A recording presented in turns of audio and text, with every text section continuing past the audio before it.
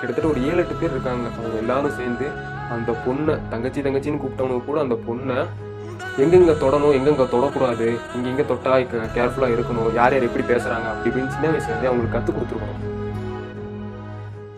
ஒரு சின்ன ஒரு கிராமம், அங்கே பார்த்தீங்கன்னா ஒரு அழகான ஒரு ஃபேமிலி, அங்கே ஒரு அழகான ஒரு குடும்பம் இருக்குது. அங்கே பார்த்தீங்கன்னா அப்பா அம்மா தங்கச்சி அண்ணா இந்த மாதிரி நிறையா பேர் ரொம்பவே சந்தோஷமாக விவசாயம் பண்ணிக்கிட்டு வாழ்ந்துக்கிட்டு இருக்காங்க.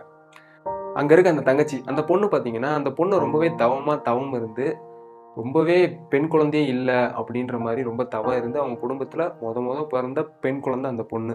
அந்த பொண்ணு பார்த்தீங்கன்னா படிச்சுக்கிட்டு இருந்துச்சு. ஏன்னா ரொம்ப கஷ்டப்படுறவங்க இவங்க. ஸோ நம்ம ஊர்லேயே படிக்க வச்சா செட் ஆகாது அப்படின்றதுனால நம்ம நகரத்துக்கு தாட்டுவோம், சிட்டிக்கு தாட்டி படிக்க வைப்போம் காலேஜில் அப்படின்னு சொல்லி அவங்க பொண்ணை காலேஜில் அங்கே சேர்த்தி விட்றாங்க. இங்கே 12th முடிச்சதும் அங்கே காலேஜில் சேர்த்தி விட்டதும் அந்த பொண்ணும் போய்கிட்டு இருக்கு. நம்ம அப்பா அம்மாலாம் கஷ்டப்படுறாங்க, நம்ம எப்படியா படித்து பெரிய ஆள் ஆயிடணும் அப்படின்ட்டு அந்த பொண்ணும் அந்த காலேஜில் ஜாயின் பண்ணி போய்கிட்டு இருக்கு. போக போக அங்கே எல்லாரும் பார்த்தீங்கன்னா கொஞ்சம் எப்படி சொல்கிறது, ட்ரெஸ்ஸிங் சென்ஸ்லாம் கொஞ்சம் டிஃப்ரெண்ட்டாக தெரியுமில்ல இப்போ எப்படி இருக்காங்கன்னு, அந்த மாதிரி ட்ரெஸ்ஸிங் சென்ஸ்லாம் கொஞ்சம் அப்படி பண்ணுறது, அப்புறம் கொஞ்சம் ரேக்கிங் பண்ணுறது, இந்த மாதிரி தான் நான் எல்லா காலேஜ்லேயும் இருக்கும். ஸோ அந்த பொண்ணு அப்படி பண்ணியிருக்காங்க. ஏன்னா இந்த பொண்ணு பார்த்தீங்கன்னா சுடிதார் இந்த மாதிரி பாவாடை தாவணி இந்த மாதிரி தான் போட்டு போகும். பட் அங்கே இருக்கவங்க எல்லாருமே டிஃப்ரெண்ட்டாக இருப்பாங்க. இந்த பொண்ணு மட்டும் தனியாக தெரியும். இப்படியே போயிட்டு இருக்க அங்கே பார்த்தீங்கன்னா ஒரு பையன் இருக்கான். அந்த பையன் இருந்துக்கிட்டு இந்த பொண்ணை பார்த்ததுமே அவனுக்கு பிடிச்சிருச்சு. ஆனால் அந்த பொண்ணு பார்த்தீங்கன்னா ரொம்பவே ஷை டைப்பு, யார்ட்டையும் அவ்வளோக்கா பேசாது வைக்காது அப்படின்றனால அந்த பொண்ணு ரொம்பவே ஷை டைப்பு. அப்புறம் கொஞ்ச நாள் போக அந்த பையனும் பார்த்துக்கிட்டே இருக்கான். இப்படியே போயிட்டு இருக்கு. ஃபர்ஸ்ட் இயர் முடிஞ்சு இப்படியே போய்கிட்டே தான் இருக்கு. ஒரு கட்டத்துக்கு மேலே அந்த பையன் முடியலை அப்படின்னால அந்த பொண்ணுகிட்ட போய் தன்னோட லவ்வை சொல்கிறப்போ அந்த பொண்ணு இருந்துக்கிட்டு இல்லை எனக்கு வேணாம், இதெல்லாம் செட் ஆகாது, எனக்கு பிடிக்காது அப்படின்னு அந்த பொண்ணு விலகிடுது. இந்த பொண்ணு செகண்ட் இயர் போனதுக்கப்புறமும் ட்ரெண்டிங்க்கு ஏற்ற மாதிரி அந்த பொண்ணு மாறிக்கிட்டே வருது. அவங்க குடும்ப சூழ்நிலையெல்லாம் மறந்துட்டு இந்த பொண்ணு மாறிக்கிட்டே வருது. பட் தப்பாலாம் எதுவும் பண்ணல, சும்மா ட்ரெஸ்ஸிங் சென்ஸ் அந்த மாதிரி நார்மலாக தான் அந்த பொண்ணு போய்கிட்டு இருக்கு. இந்த பையன் பார்த்தீங்கன்னா ரொம்பவே நல்ல மாதிரி ஒரு ஆக்டிங்கை போட்டு அந்த பொண்ணுகிட்ட வந்து லவ்வை சொல்லி ரொம்ப டார்ச்சர் பண்ணுறான். ஆனால் அவனோட உண்மையான ரூபம் பார்த்தீங்கன்னா யாருக்குமே தெரியல. அது திரும்ப போய் அந்த பொண்ணுகிட்ட லவ் சொல்லிக்கிட்டே இருக்கான், என்னை லவ் பண்ணு ரொம்ப டார்ச்சர் பண்ணுறான். ஒரு கட்டத்துக்கு மேலே பார்த்தீங்கன்னா அந்த பொண்ணு என்ன பண்ணுறதுன்னு தெரியாமல் நம்ம லவ் பண்ணதே இல்லையே அப்படின்னு ரொம்பவே யோசிக்க ஆரம்பிக்குது. அவன் வந்து சும்மா பேசுறதுனால அவனை பற்றின யோசனை அந்த பொண்ணுக்கு வர ஆரம்பிச்சிருது. என்னடா இவனை பற்றியே நம்மளுக்கு யோசனை வருது அப்படின்ட்டு இவன் இப்படி பேசி இந்த பொண்ணை மயக்கிட்டான். உன்னை அப்படி பார்த்துப்பேன் இப்படி பார்த்துப்பேன்னு லவ் பண்ணுறதுக்கு முன்னாடியே சொல்லி பேசி மயக்கிட்டான். அந்த பொண்ணு என்ன பண்ணுறதுன்னு தெரியாமல் மறாவது நாள் காலேஜ் போகிறப்போ அந்த பொண்ணு அவனை பார்த்ததுமே அவன் வந்து என்னை பிடிச்சிருக்கா இல்லையா, இதே லாஸ்ட் டைம் உன்ட்ட கேட்குறேன், என்ன இப்படியே அலைய விடுற, ஏன் இப்படி பண்ணுற அப்படின்னு அவன் கேட்டு ஒரு அழுக நடிப்பை போடுறான். அப்போ பார்த்தீங்கன்னா அந்த பொண்ணு இருந்துக்கிட்டு சரி நம்ம லவ் பண்ணலாம் அப்படின்னு சொல்லி அந்த பொண்ணு அந்த இடத்துல அவனுக்கு ஓகே சொல்லிடுது. இங்கேருந்து தான் பார்த்தீங்கன்னா ரொம்பவே ஒரு பெரிய பிரச்சனை ஆரம்பிக்குது. அதுக்கப்புறம் அவங்க லவ் பண்ணி ஜாலியாக இருக்காங்க, பேசுகிறாங்க, வைக்கிறாங்க, சுற்றுறாங்க, இப்படியே போய்கிட்டே இருக்கு. ஆனால் அந்த பொண்ணு ஏமாந்தது அந்த பொண்ணுக்கே தெரில. அவன் யாருன்னு அந்த பொண்ணுக்கு முழுசாகவும் தெரியாது. அவன் ரொம்ப நல்லவன், அவன் என்னை நல்லா பார்த்துக்கோன்னு அந்த பொண்ணு ரொம்ப நம்பி ரொம்ப ட்ரூவாக அவனை லவ் பண்ணிக்கிட்டே இருக்கு. இப்படியே போக ஃபைனல் இயர் வந்துருச்சு. கிட்டத்தட்ட அவங்க ரொம்ப நாளாக லவ் பண்ணிக்கிட்டே இருந்திருக்காங்க.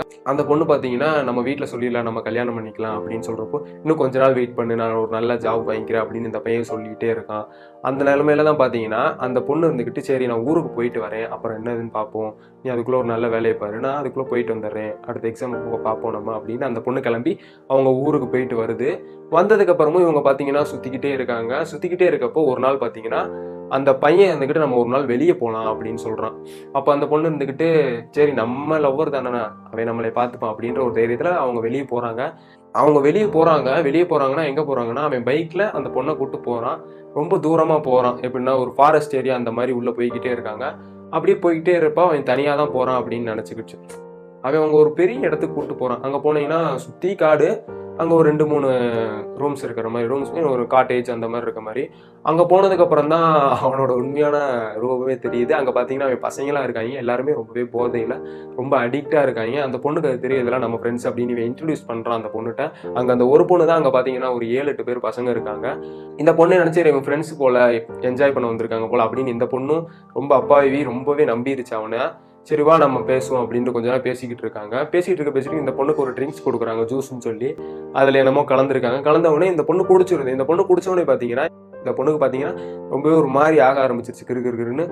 இவனை நம்பி தானே வந்துச்சு, ஆனால் இவனே ஒரு ஏமாத்துக்காரன் அப்படின்றது அங்கே தான் புரிய வரும் நம்மளுக்கு. ஏன்னா அவன் கூட்டிகிட்டு வந்து அந்த பொண்ணுக்கு ஜூஸ் கொடுக்குறேன்னு சொல்லிட்டு சரக்கு கலந்து அதில் கொடுத்துருவான். அந்த பொண்ணு குடிச்சிட்டு ரொம்பவே முடியாமல் இருக்கும். அந்த டைமில் தான் கிட்டத்தட்ட 7 பேர் பார்த்தீங்கன்னா ஒருத்தராக அந்த பொண்ணை கிட்டத்தட்ட 7 பேர். அந்த 7 பேரும் பார்த்தீங்கன்னா அந்த ஒரு பொண்ணை கதற ரொம்பவே ஒரு கொடூரமாக பாலியல் பலாத்காரம் பண்ணியிருப்பாங்க. அந்த பொண்ணு ரொம்பவே கஷ்டப்பட்டிருக்கும். ஒரு கிராமத்தில் அவ்வளோ கஷ்டப்பட்டு அந்த பொண்ணை அங்கே சேர்த்தி விட்டுருப்பாங்க. தேவையில்லாம இந்த மாதிரி ஒருத்தரை நம்பி பண்ணாலே ஃபர்ஸ்ட் தப்பு கல்யாணத்துக்கு முன்னாடி. பட் இவ்வளோ தூரம் வந்து கிட்டத்தட்ட ஒரு 7-8 பேர் இருக்காங்க. அவங்க எல்லாரும் சேர்ந்து அந்த பொண்ணை தங்கச்சின்னு கூப்பிட்டவங்க கூட அந்த பொண்ணை அவ்வளோ கொடுமைப்படுத்தி ரொம்பவே இதாக்கி அந்த பொண்ணுக்கு உடம்பெல்லாம் ரத்தம் வந்து ரொம்பவே ஒரு கொடூரமான முறையில் அவங்க அந்த பொண்ணை கெடுத்துடுறாங்க. இவங்க என்ன பண்ணிட்டாங்க அப்படின்னு எல்லாரும் தேடுறாங்க. கடைசியில் பார்த்தா அந்த பொண்ணவே இவங்க கொன்னுட்டாங்க. இந்த மாதிரி அதெல்லாம் என்ன பண்ணும் நீங்கள் சொல்லுங்க பார்க்கலாம். இப்போ இருக்க காலகட்டத்தில் பார்த்தீங்கன்னா நிறைய பசங்களாக இருக்கட்டும் பொண்ணுங்களாக இருக்கட்டும், எப்படி சொல்கிறது, அவங்களுக்கு ஏற்ற பையன் வர்றப்ப ஏற்றுக்க மாட்டாங்க. இப்போ இருக்க காலகட்டத்திலலாம் பொண்ணுங்க ரொம்பவே சேஃப்டியாக இருக்கணும். ஏன்னா காலம் ரொம்ப மாறிடுச்சு.